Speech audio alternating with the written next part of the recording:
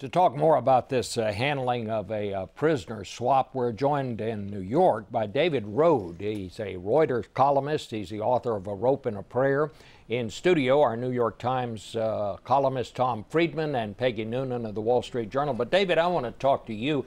Back when you were working for the Times, you were actually captured by the Taliban in Afghanistan and held for 6 months. What do you make of this new information? We're hearing this morning that the sergeant actually was tortured while he was in captivity, telling people that he tried to escape and that after he escaped from the Taliban, they put him in a metal cage and kept him there for long periods of time. It sounds very credible to me. I was kidnapped by the exact same Taliban faction. This is the Haqqani network. They work very closely with the Pakistani military. I was able to escape. I had an Afghan help me take me to a Pakistani military base. Bowe Bergdahl didn't have that. So the reports are credible. And I also think Bowe Bergdahl needs to answer why he walked off that base. But I would really caution Americans. This is, there's all these rumors that came out during my case, and many of them were not true. And it's really important to sort of wait and get the facts here. A lot of the reporting on this story has been way off, and we need to sort of hear from Bowe Bergdahl about, what happened that night. And just on another note, I still today, 5 years later, feel tremendous regret for going to an interview with the Taliban, getting kidnapped, and what I put my family through. Whatever caused Bowe Bergdahl to walk off that base, did he desert? Did he have a mental breakdown? He will regret this for the rest of his life, I guarantee you. I know you kept in very close contact with his parents and with some other people whose relatives had been taken captive. Have you talked to his parents recently? I have, and this is public. It's been reported they are getting death threats at this point. They're heartbroken by what's been happening, and I guess they're also asking for time. And if there was any loss of life, if any American soldiers did die in the search for Bowe, that would break their hearts as well. And they're just again asking for time and sort of a due process. You wrote the other day, the focus of our anger should be on the kidnappers. They are the problem, not the hostages, their families, or a government that meets a demand. Talk a little about that. Well, the reality is that taking prisoners is actually working for militant groups, and it didn't start with Bowe Bergdahl. Israel exchanged 1,000 prisoners several years ago for Gilad Shalit, one Israeli prisoner. European governments have paid over $100 million in ransom to al-Qaeda affiliates in the last 3 years. So, militants were already looking to kidnap American soldiers and kidnap American civilians. What we need to do, and there's been success in this area in countries like Colombia, in the Philippines, and in Somalia, is try to get control of these ungoverned spaces where terrorists have safe havens. Pakistan is the problem here. People have been talking about it for years. Bin Laden was sheltered there. The reason this deal happened was because there was no pressure from the Pakistani government to get Bowe Bergdahl free. U.S. officials have said that there was no pressure on the Haqqani network. Again, the Taliban faction that had Bergdahl has worked closely with the Pakistani military. They didn't pressure them to release Bergdahl, and there was apparently no effort by the Pakistani military to find him.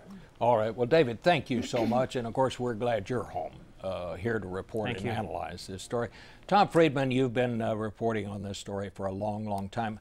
What is just give me your view on what happened here and what we should make of it. Well, for me, big headline, Bob, is fog of war. I mean, these things are inherently messy, every aspect of this story. I think the administration did the right thing in bringing him home. I think we have that commitment to our soldiers. That was important. When you listen to Senator Dianne Feinstein and Senator Chambliss, when you want people, to be around for the landing, you should have them on the takeoff. Seems to me that was a mistake, not fully briefing them. I think it was a mistake to have this White House press conference to elevate it with the family there. I think it could have been done in a lower key way. At the Rose Garden. Right. I think it should be handled in a lower key way. And now I totally agree with what David said. Let's just wait till the facts are out. My old boss, Hal Raines, taught me, anytime you go back over a story 1 week, 1 day, 1 month later, you always discover a new thing. So I'm withholding judgment on everything else until then. Peg. I think the nature of the changing information, they say this and then they say that, this dripping out of information that is then refuted is a very strange part of the story. The stiff arming of Congress is an amazing part of this story. As Senator Feinstein, I think, between the lines was more or less saying that. There is one way, it seems to me, that immediately you might clear up some of the facts. That would be Bowe Bergdahl, himself in a hospital in Germany for 8 days now, meet with the press, with some reporters or one reporter. It is odd that he appears to be being kept in isolation.